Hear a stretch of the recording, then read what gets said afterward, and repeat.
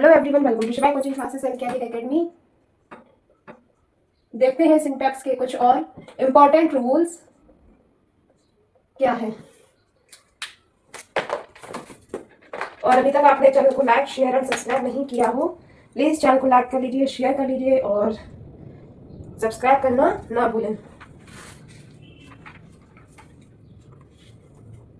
जिन लोगों की भी इंग्लिश ग्रामर वीक है, अब चाहे वो इंटरमीडिएट का स्टूडेंट हो, हाई स्कूल का स्टूडेंट हो, या इंग्लिश से बीए कर रहा हो, या कंपटीशन की तैयारी कर रहा हो, सभी के लिए ये सिंटैक्स सभी में आता है। ठीक है, तो ये रूल्स सभी के लिए, जो लोग इंग्लिश ग्रामर पढ़ना चाहते हैं सभी के लिए है।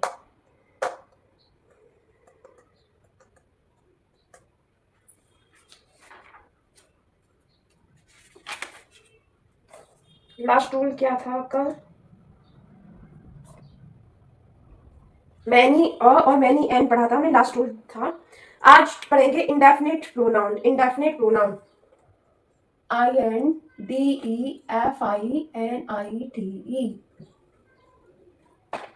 Indefinite pronoun, right.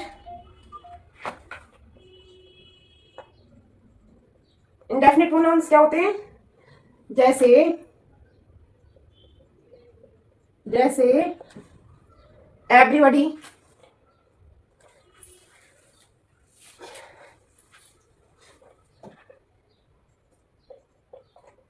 एवरीबॉडी हो गया, somebody हो गया, somebody हो गया, nobody हो गया, nobody हो गया, anybody हो गया,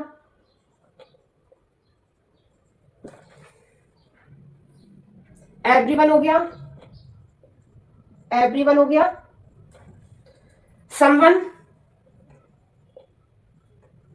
someone हो गया, no one, no one हो गया, anyone, anyone हो गया। का प्रयोग, का प्रयोग, का प्रयोग अनिश्चित व्यक्ति के लिए होता है। किसके लिए होता है? अनिश्चित, अनिश्चित व्यक्ति के लिए होता है। अनिश्चित व्यक्ति के लिए होता है। इसे क्या माना जाता है? जब अनिश्चित व्यक्ति के लिए प्रयोग हो तब इसे सिंगुलर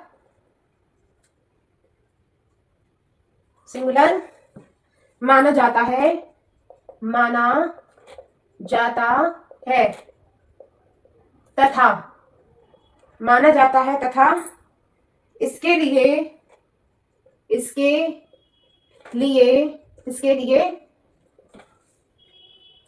सिंगुलर प्रोनाउंस जैसे ही, हिम, हिज, हिमसेल्फ,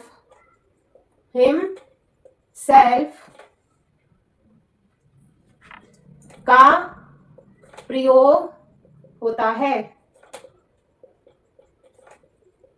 ना कि दे, them, themselves, oneself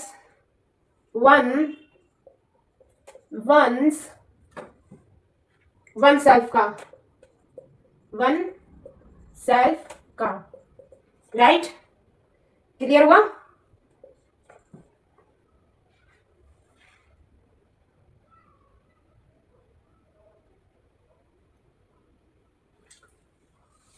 देखिए फ्रेंड्स, इंडेफिनिट प्रोनाउंस कौन से होते हैं? Everybody, somebody, nobody, anybody, everyone, someone, no one, anyone का प्रयोग अनिश्चित व्यक्ति के लिए होता है। किसके लिए होता है? अनिश्चित व्यक्ति के लिए। इसे सिंगुलर माना जाता है। ठीक है, तथा इसके लिए pronouns he, him, his, himself का प्रयोग होता है, ना कि they, them, themselves, one, one's, oneself का, राइट। जब सेंटेंस में एवरीबॉडी का प्रयोग हो और कब हो, सेंटेंस के सब्जेक्ट, जब सेंटेंस में इंडेफिनेट प्रोनाउंस, जब सेंटेंस में इंडेफिनेट प्रोनाउंस कौन कौन से, everybody, somebody, nobody, anybody, everyone, someone, no one, anyone का प्रयोग हो, कब हो, सेंटेंस में सब्जेक्ट के रूप में, किसके रूप में, सब्जेक्ट के रूप में, तब क्या करते हैं, तो इसे क्या माना जाता है, सिंगुलर प्रोनाउन माना जाता है, सिंगुलर माना जाता है। जब इसे सिंगुलर माना जाएगा तो जो वर्ब आएगी वो क्या आएगी, सिंगुलर वर्ब आएगी। तो सेंटेंस सब्जेक्ट के रूप में होने पर इसके साथ सिंगुलर वर्ब का प्रयोग किया जाता है। समझ, अब आपको समझ में आ गया होगा कि जब सेंटेंस में सब्जेक्ट के रूप में इंडेफिनिट प्रोनाउंस हो, इंडेफिनिट प्रोनाउंस कौन कौन से, everybody, somebody, nobody, anyone, everyone, one, someone, no one, anyone का प्रयोग हो तो हम सिंगुलर वर्ब का प्रयोग करते हैं, ठीक है। और का प्रयोग किसके लिए होता है, एवरीबडी इंडेफिनिट प्रोनाउंस का प्रयोग किसके लिए होता है, अनिश्चित व्यक्ति के लिए होता है, और इसे क्या माना जाता है, सिंगुलर माना जाता है। जब सिंगुलर माना जाएगा तो सिंगुलर वर्ब का यूज होगा, राइट। और जो इसके साथ सिंगुलर प्रोनाउंस यूज होंगे वो ही, हिम, हिज, हिमसेल्फ होंगे, मतलब दे, देम, देमसेल्फ, वन सेल्फ का यूज नहीं होगा, केवल किसका यूज होगा, ही, हिम, हिज, हिमसेल्फ का यूज होगा, राइट। देख लेते हैं एक example.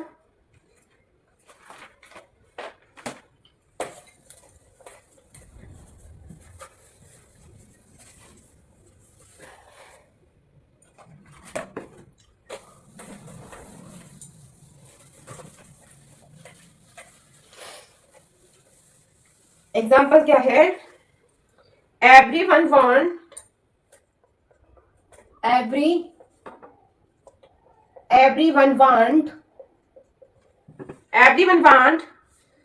to qualify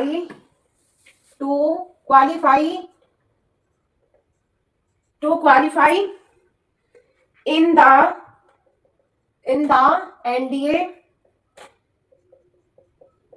NDA examination, right. ये हो गया example number 1। Example number 2,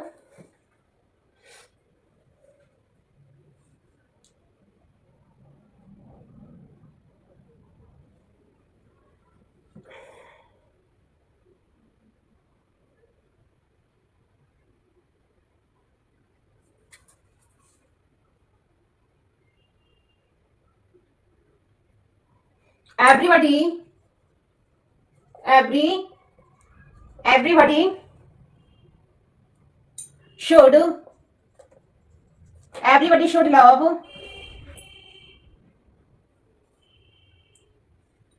one's oblique their country, ठीक है। नंबर 3 एग्जाम्पल है,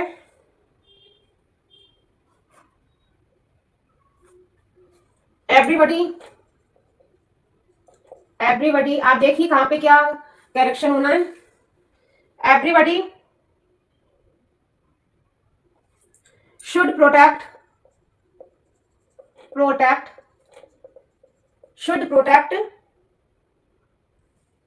oneself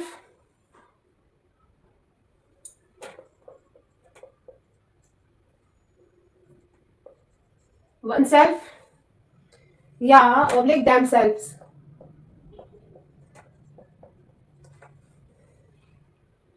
from loo. Number 4,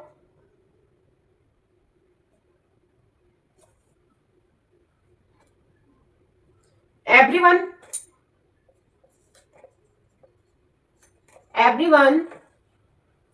cannot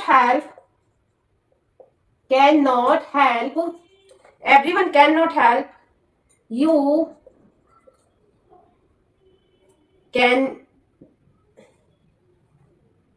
can he, can he. यहाँ पे नेक्स्ट रूल लगेगा, वो मैं बता दूंगी आपको। ये 3 है जो एग्जाम्पल, जो मैंने भी रूल पढ़ाया है उस पर ये 3 एग्जाम्पल है कि क्या करना है कि जब everyone, everybody, someone, somebody, no one, nobody sentence में सब्जेक्ट के रूप में हो, ठीक है, तो इसके साथ हमें किसका प्रयोग करना पड़ता है? सिंगुलर वर्ब का, राइट। अब यहाँ पे जो ये वर्ब है वांट, वांट कैसी वर्ब है? ये है प्लूरल वर्ब। वांट कैसी वर्ब है? प्लूरल। तो इसके साथ जब हमें सिंगुलर वर्ब का यूज करना है तो क्या हो जाएगा? Wants, right.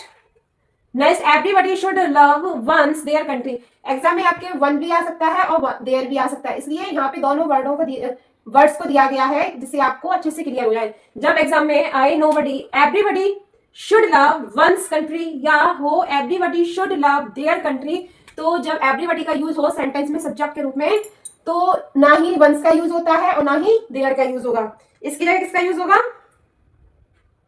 इसकी जगह यूज होगा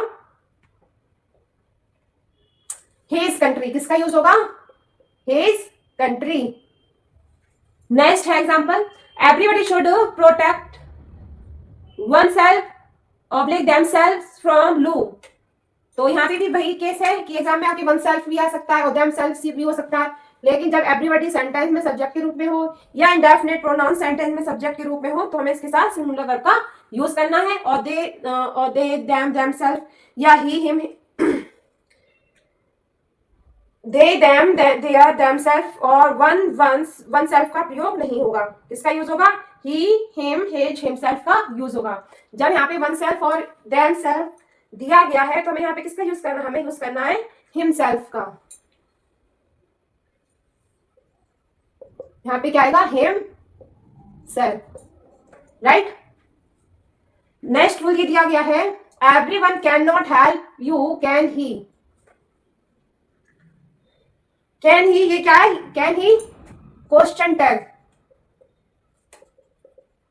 क्वेश्चन टैग, ये क्या है? कैन ही क्वेश्चन टैग है, दिया गया है जब सेंटेंस में क्वेश्चन टैग हो एवरीबॉडी एनीबॉडी के लिए दे का यूज होता है। जब क्वेश्चन टैग हो तब हम दे का यूज करते हैं, ना कि ही का यूज करेंगे। जब सेंटेंस में लास्ट में क्वेश्चन टैग दिया जाए, क्वेश्चन टैग के सेंटेंस में एवरीबॉडी हो, यानी ये जो डेफिनेट इनडेफिनेट प्रोनाउंस हो वो हो, तो हम दे का यूज करते हैं, ना कि ही का। तो यहाँ पे क्या हो जाएगा?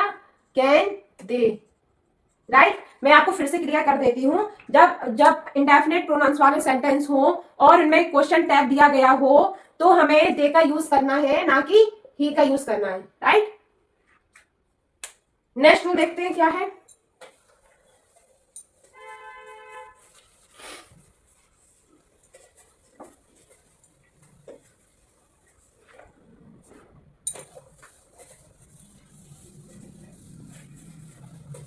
नेक्स्ट रूल भी इंडेफिनेट प्रोनाउन से रिलेटेड है।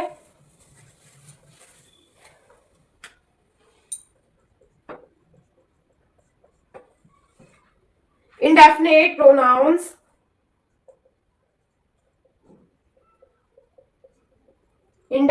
प्रोनाउंस जैसे